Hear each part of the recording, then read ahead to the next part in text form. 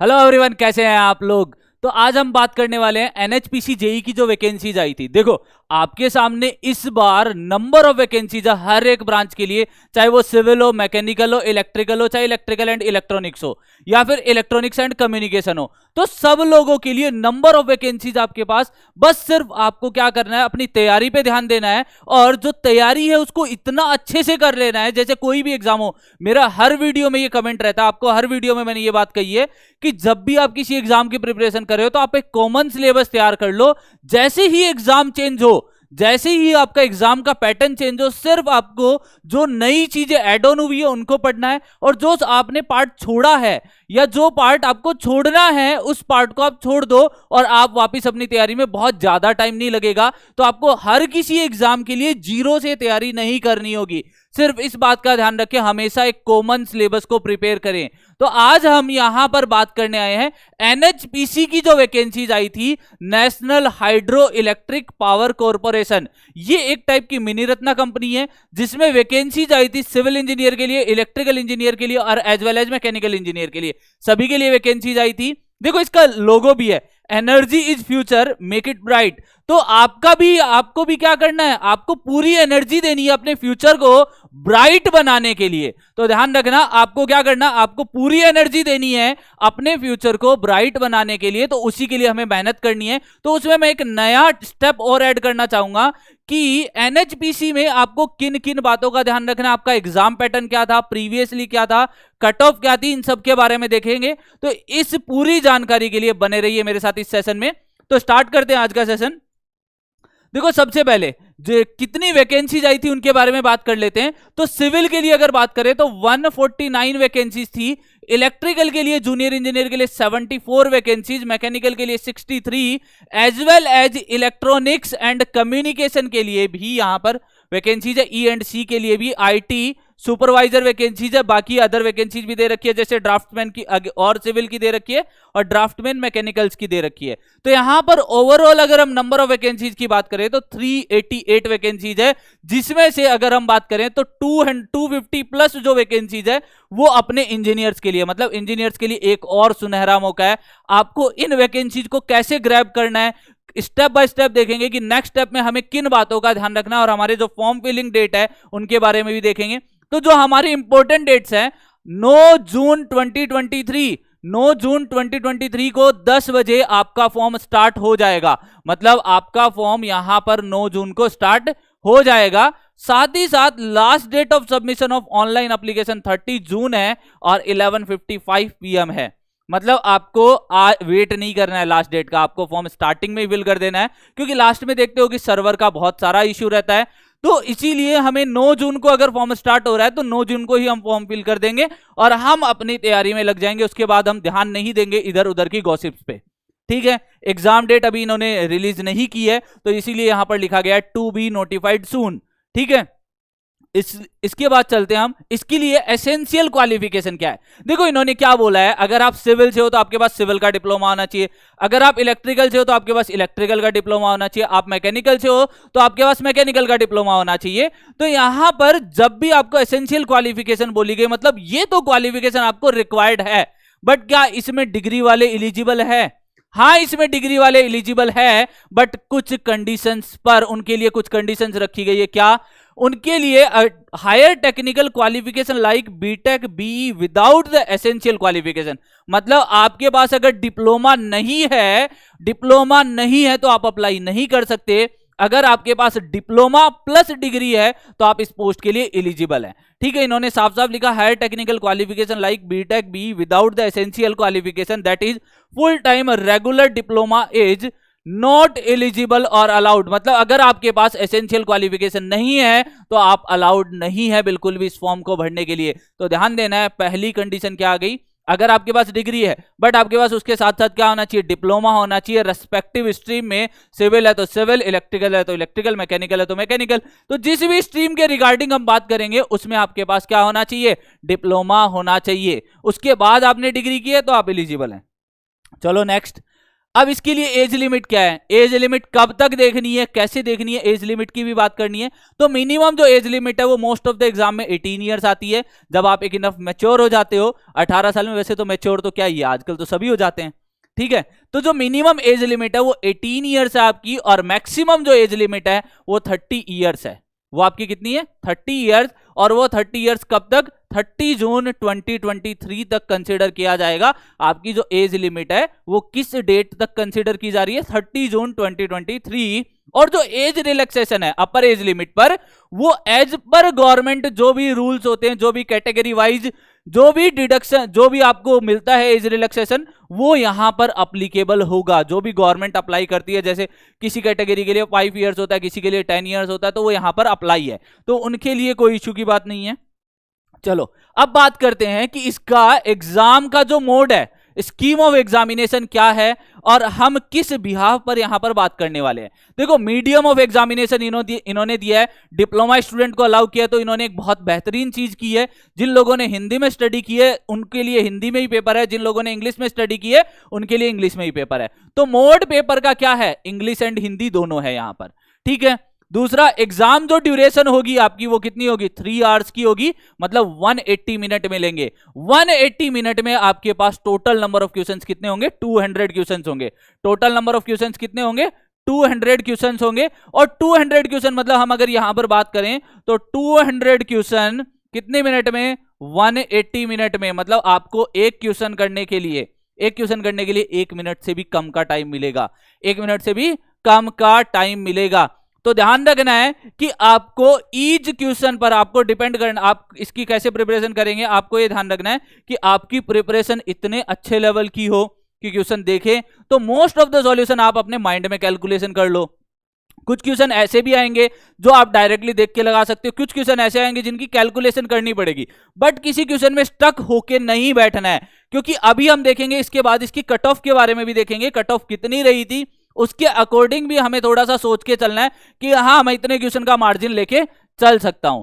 तो यहां पर अगर हम बात करें सब्जेक्ट किस तरीके से डिवाइडेड है, अगर आपने देखो यहां पर for junior engineer civil electrical mechanical and E&C electronics and communication supervisor, ये जो सारी जो पोस्ट दी है, ड्राफ्ट्समैन सिविल, ड्राफ्ट्समैन इलेक्ट्रिकल और मैकेनिकल, इन सभी के लिए इन्होंने ये दिया है कि ये 3 पार्ट में पेपर कराएंगे, part 1, part 2 and part 3।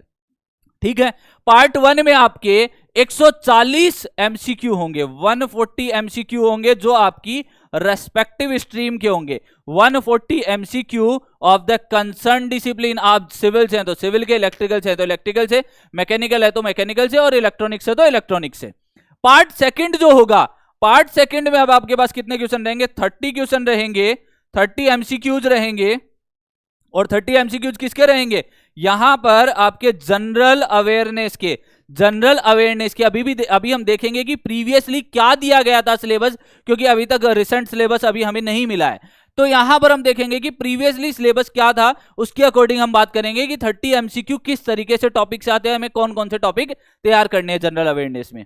Part 3 की अगर बात करें तो यहां पर 30 एमसीक्यू आएंगे रीजनिंग से रिलेटेड, और रीजनिंग मेरे हिसाब से इंजीनियरिंग कैंडिडेट्स की बहुत अच्छी होती है, क्योंकि सब लोग एसएससी का पेपर देते हैं, और एसएससी के पेपर में सब लोग 50 में से 40 प्लस मार्क्स ले आते हैं, मैक्सिमम स्टूडेंट्स की बात कर रहा हूं। तो यहां पर आपके लिए रीजनिंग बहुत बड़ा टास्क नहीं है। टेक्निकल आपको मेजर मार्क्स देके जाएगा, तो आपका टेक्निकल स्ट्रॉन्ग होना चाहिए। जनरल अवेयरनेस का पोर्शन है वो अगर थोड़ा वीक है तो भी आपका चल जाएगा, बट ये जो रीजनिंग वाला पोर्शन है और आपका जो टेक्निकल वाला पोर्शन है, जो कंसर्न डिसिप्लिन का जो पोर्शन है, वो आपका बहुत ही अच्छा होना चाहिए, बहुत लाजवाब होना चाहिए अगर आपको इसमें सिलेक्शन लेना है तो। ठीक है, अब बात करते हैं क्या इसमें नेगेटिव मार्किंग है, ईच क्वेश्चन के लिए हमें कितने मार्क्स मिलेंगे उस पर भी बात करते हैं। तो देखो, for every correct answer of MCQ 1 marks shall be awarded. मतलब यहां पर 200 मार्क्स का पेपर है और 200 क्वेश्चन आएंगे, तो यहां पर हमें यह पता चल गया कि ईच क्वेश्चन के लिए कितने होंगे, 1 मार्क होंगे। ठीक है, साथ ही इसने बोला है कि नेगेटिव मार्किंग कितनी होगी, इसके लिए जो नेगेटिव मार्किंग है वो 1/4 की होगी, मतलब 0.25 मार्क्स। अगर आप एक क्वेश्चन गलत करते हो तो आपके 0.25 मार्क्स, 0.25 जो मार्क्स है वो आपके डिडक्ट हो जाएंगे, मतलब उतने आपकी कम हो जाएंगे। देखो, डबल लॉस होता है जब भी आप नेगेटिव कर रहे हो ना, तो आपका डबल लॉस कैसे होता है? 1 मार्क तो आपका नेगेटिव हुआ ही हुआ, जो आना चाहिए था, किसी भी गलती की वजह से आपने नेगेटिव किया। जो 0.25 मार्क्स है उसका भी आपने लॉस कर दिया, तो मतलब ओवरऑल जो आप कितना पीछे गए, -1.25। ध्यान रखना, ये 0.25 का खेल नहीं है, ये किसका है, -0.25 का। तो इस चीज से बचना है कि हमें जब भी हम किसी भी एग्जाम का पेपर अटेंड करें, तो हो सके तो जितने कम नेगेटिव पार्ट अटेंड करें, जिस चीज में हमें डाउट हो वो हम थोड़ा सा क्लियर होके करें। क्योंकि देखो क्या होगा, जितने आप अटेंड करोगे तो ध्यान दोगे तो -1.25 आप पीछे होते जाओगे, और पीछे होते जाओगे तो सिलेक्शन में तकलीफ आ सकती है आपको, और तकलीफ होती है तो रिजल्ट आने के बाद अफसोस करने से कोई मतलब नहीं होगा। ठीक है, तो हमें नेगेटिव मार्किंग भी पता चल गया। चलो नेक्स्ट, सिलेक्शन प्रोसेस क्या है? सिलेक्शन प्रोसेस है ना, इससे पहले का अलग था, अभी का प्रोसेस अलग है। इसमें आपका क्या है, इस बार सीबीटी। सीबीटी मतलब आपका कंप्यूटर बेस्ड टेस्ट होगा, ये तो पता चल गया कि ऑनलाइन टेस्ट होगा, कंप्यूटर बेस्ड टेस्ट होगा, ये ऑनलाइन होगा। इसमें आपको जैसे ही आप कंप्यूटर बेस्ड टेस्ट को क्लियर करते हो, तो इसमें आपके लिए देखो ध्यान से, मिनिमम क्वालिफाइंग मार्क्स रखे गए हैं। मिनिमम क्वालिफाइंग मार्क्स, अगर आप जनरल, ओबीसी, ईडब्ल्यूएस कैटेगरी से आते हो तो आपको मिनिमम 40% तो लाने जरूरी ही है, और एससी एसटी पीडब्ल्यूडी कैंडिडेट्स हो तो आपको 35% लाने हैं। और देखो इसके अंदर इसके साथ एक और वर्ड लगा रहता है, और जो आपकी कट ऑफ आती है, इन दोनों में से जो भी मैक्सिमम होगा उसी को अडॉप्ट कर लिया जाता है। इन दोनों में से जो भी मैक्सिमम होता है उसी को क्या कर लिया जाता है, अडॉप्ट कर लिया जाता है, और उसी के अकॉर्डिंग कैंडिडेट्स का सिलेक्शन होता है। तो इसका मतलब क्या हुआ कि या तो 40% मार्क्स या कट ऑफ, दोनों में से मैक्सिमम हमेशा क्या होती है, दोनों में से मैक्सिमम हमेशा क्या होती है, कट ऑफ होती है। तो जो कट ऑफ है ना, कट ऑफ आपको क्लियर करना जरूरी है। बट अगर किसी केस में मान लो कभी कभी ऐसा होता है कि कैंडिडेट्स पेपर देते हैं, नंबर ऑफ कैंडिडेट्स, और सभी के मार्क्स 40% से बिलो रह जाते हैं, या फिर वहां पर हमें क्राइटेरिया नहीं मिल रहा होता, तो वहां पर हम मिनिमम क्राइटेरिया को फॉलो करते हैं। ठीक है, फिर उसके बाद में डॉक्यूमेंट वेरिफिकेशन होगा। जैसे ही आप सीबीटी दोगे, सीबीटी क्लियर करते हो, तो फिर आपने जो डॉक्यूमेंट प्रोवाइड किए हैं फॉर्म में, वो जो रिक्वायर्ड डॉक्यूमेंट है उनका वेरिफिकेशन होता है, उनका फिजिकल वेरिफिकेशन होगा। उसके बाद हम चलते हैं नेक्स्ट, सिविल इंजीनियरिंग के सिलेबस में। सिविल इंजीनियरिंग में सिलेबस देखते हैं, सब्जेक्ट कौन कौन से हैं।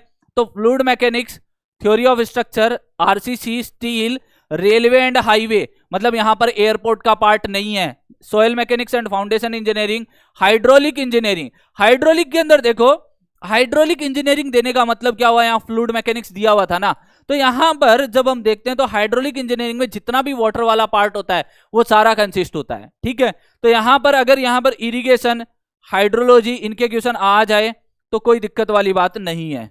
ठीक है, फिर वाटर रिसोर्सेज इंजीनियरिंग दे दिया, सैनिटेशन एंड वाटर सप्लाई, ये water resources engineering, sanitation, water supply, distribution system for canal, ये आ गया देखो इरिगेशन का पार्ट। ये किसका पार्ट आ गया, इरिगेशन का। ठीक है, फिर इसने वाटर रिक्वायरमेंट ऑफ क्रॉप, ये भी आपका इरिगेशन का पार्ट आ गया। सिवरेज सिस्टम और एनवायरमेंटल इंजीनियरिंग, ये दोनों किसके पार्ट आ गए, ये दोनों एनवायरमेंट का पार्ट आ गया। ईवीएस लिख देता हूं दोनों को, ये दोनों किसका पार्ट आ गया, एनवायरमेंट का पार्ट आ गया। तो इसका मतलब यहां पर आपके कुछ सब्जेक्ट नहीं दे रखे हैं, तो वो इस बार के सिलेबस में अपडेट हो सकते हैं, बट आप प्रीवियस सिलेबस के अकॉर्डिंग तैयारी करना स्टार्ट कर दो। ठीक है, क्योंकि देखो hydro electric power plant, hydro electric power corporation है, तो मेजरली आपके जो फ्लूइड से रिलेटेड सब्जेक्ट है, फ्लूइड से रिलेटेड सब्जेक्ट है, या जो भी वाटर से रिलेटेड जो भी सब्जेक्ट है, वो सारे यहां पर क्या हो जाते हैं, जिनका इंपॉर्टेंट रोल हो जाता है। यहां पर क्या हो जाता है, इंपॉर्टेंट रोल हो जाता है। तो दोस्तों अगर आपको ये देखना है कि इंडिविजुअल सब्जेक्ट वाइज कितना वेटेज रहा था, क्या वेटेज रहा था, अगर आपको इस पे भी एक वीडियो चाहिए तो आप कमेंट सेक्शन में बता सकते हैं कि हाँ सर हमें इस पे भी रिक्वायरमेंट है, आप हमें प्रोवाइड करवा देंगे तो हमारी हेल्प हो जाएगी। तो इंजीनियर्स वाला की टीम, पूरी टीम आपके साथ है। एनएचपीसी जेईई एग्जाम को अगर आप क्लियर करना चाहते हो तो पूरी टीम का सपोर्ट आपके साथ है। ये सिविल के सिलेबस थे, सिविल के सब्जेक्ट्स थे। अब इसके बाद अगर इलेक्ट्रिकल इंजीनियरिंग की बात करें, जो इलेक्ट्रिकल का पेपर हुआ था, उसके electrical circuit, electromagnetic field, signal and system, electrical and electronics measurement, यहां पर एनालॉग एंड डिजिटल इलेक्ट्रॉनिक्स, फिर electrical machine, power system, control system, power electronics, मतलब सारे मेजर सब्जेक्ट कंसिडर किए गए। नेटवर्क थ्योरी हो गया, ये ईएमएफटी हो गया आपका, ये सिग्नल एंड सिस्टम हो गया, मतलब इलेक्ट्रिकल और इलेक्ट्रॉनिक्स दोनों के सब्जेक्ट यहां पर मेंशन किए गए हैं। ठीक है, इसके साथ साथ अगर हम मैकेनिकल इंजीनियरिंग पे चले हैं तो मैकेनिकल इंजीनियरिंग को सिलेबस को इन्होंने बहुत वास्ट पार्ट में डिवाइड किया है। जैसे अगर हम बात करें अप्लाइड मैकेनिक्स एंड डिजाइन, मतलब यहां पर मैकेनिक्स वाला पार्ट भी दे दिया और यहां पर आपको डिजाइन वाला पार्ट भी दे दिया। डिजाइन किस में आता है? मशीन डिजाइन वाला पार्ट। फिर इंजीनियरिंग मैकेनिक्स अलग से भी दे दिया। फिर इसके बाद मैकेनिक्स ऑफ मटेरियल्स, मतलब ये सोम का पार्ट हो गया, ये टॉम हो गया आपका थ्योरी ऑफ मशीन, ये फ्लूइड मैकेनिक्स हो गया, ये एचएमटी हो गया हीट मास ट्रांसफर, फिर थर्मोडायनेमिक्स हो गया और उसकी एप्लीकेशन हो गई वाइब्रेशन। आपके किस में आ जाता है? वाइब्रेशन आपके टॉम में ही आ जाता है, टॉम में ही पढ़ते हो, सिंगल डैम्ड और मतलब फ्री वाइब्रेशन और डैम्ड वाइब्रेशन पढ़ते हो। फिर मशीन डिजाइन अलग से दे दिया। तो ये सब्जेक्ट कुछ एक रिपीटेड है, जिनको अगर आप देखोगे तो कुछ एक रिपीटेशन कर रखा है। जैसे यहां पर fluid mechanics and thermal science, fluid mechanics और थर्मल साइंस, मतलब पीछे अगर हम बात करें तो थर्मोडायनेमिक्स पूरा था, फ्लूइड मैकेनिक्स पूरा था। साथ ही साथ मेट्रोलॉजी अलग से ऐड हुआ है थोड़ा बहुत पार्ट। कंप्यूटर इंटीग्रेटेड मैन्युफैक्चरिंग, ये एक थोड़ा सा अलग सब्जेक्ट है जो बहुत कम पढ़ाया जाता है। प्रोडक्शन का अगर पार्ट देखोगे तो यहां पर देखो material manufacturing, industrial engineering, casting, forming, joining process, और यहां पर क्या दे रखा है? Machining and machine tool operation, ये सारे दे रखे हैं। फिर आपको इन्वेंट्री कंट्रोल और ऑपरेशनल रिसर्च भी दे रखा है यहां पर।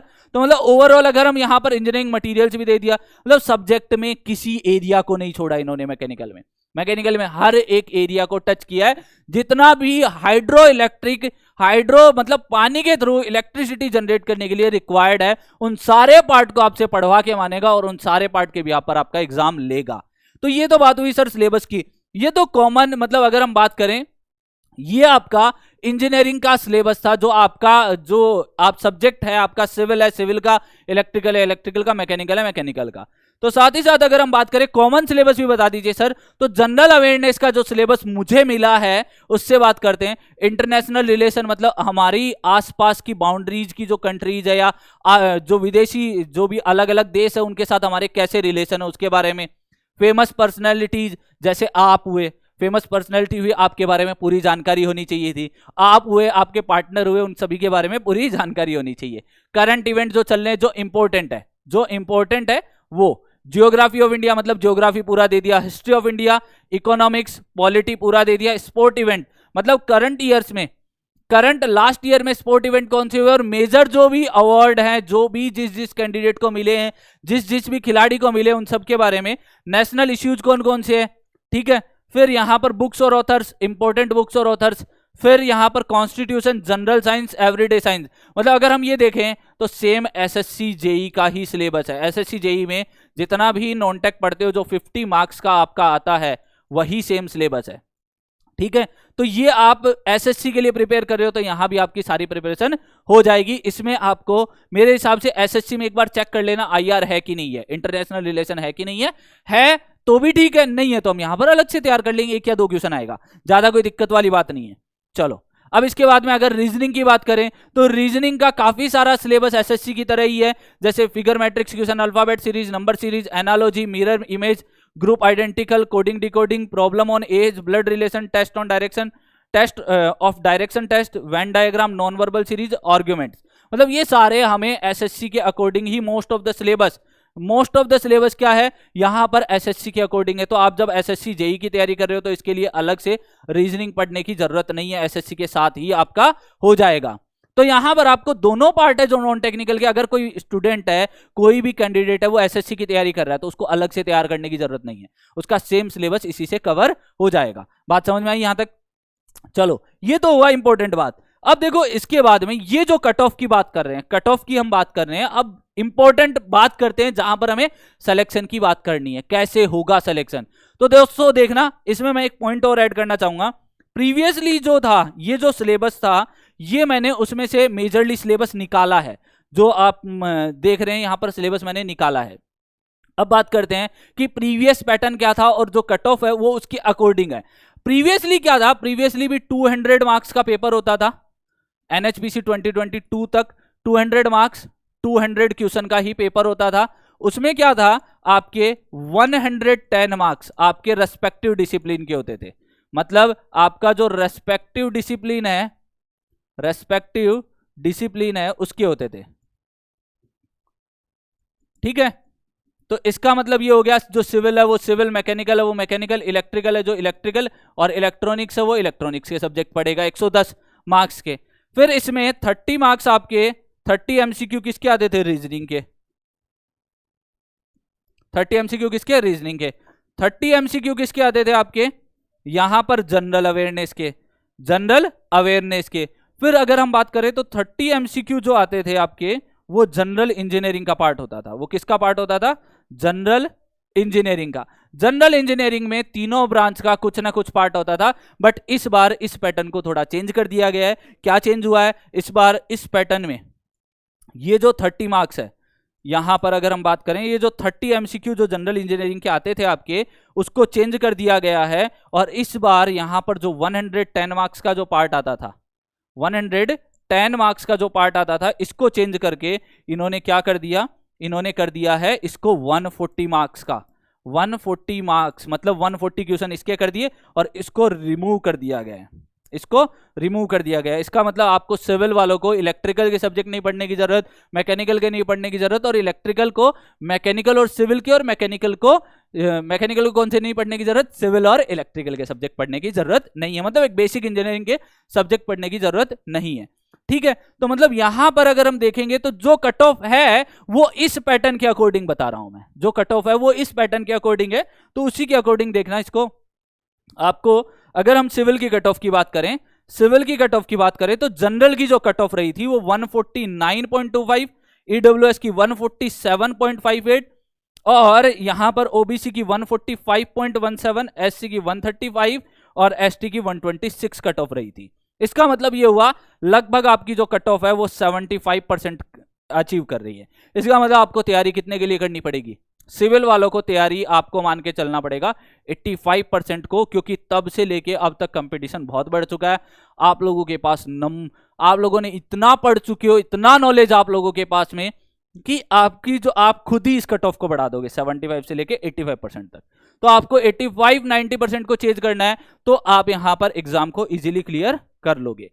अब इसके बाद हम थोड़ी सी और बात करेंगे इस पर डिटेल, कि हमें टेक्निकल में कितना चेंज करना है, नॉन टेक्निकल में कितना चेंज करना है। ठीक है, फिर हम अगर जेई इलेक्ट्रिकल की बात करें तो 142.42, 137.25 ईडब्ल्यूएस की, ओबीसी की 139.70, फिर एससी की 127 और एसटी की 122.25 कट ऑफ रही थी आपकी। ठीक है, तो यहां पर भी ऑलमोस्ट यही मान के चलो 70% रही है, 71% कट ऑफ रही है। तो 71 है तो इनको 80 to 85 तैयार करना है। इनको कितना तैयार करना है? 80 to 85%। ठीक है, जेई मैकेनिकल की बात करूं, मैकेनिकल वालों की हमेशा कट ऑफ ज्यादा रहती है।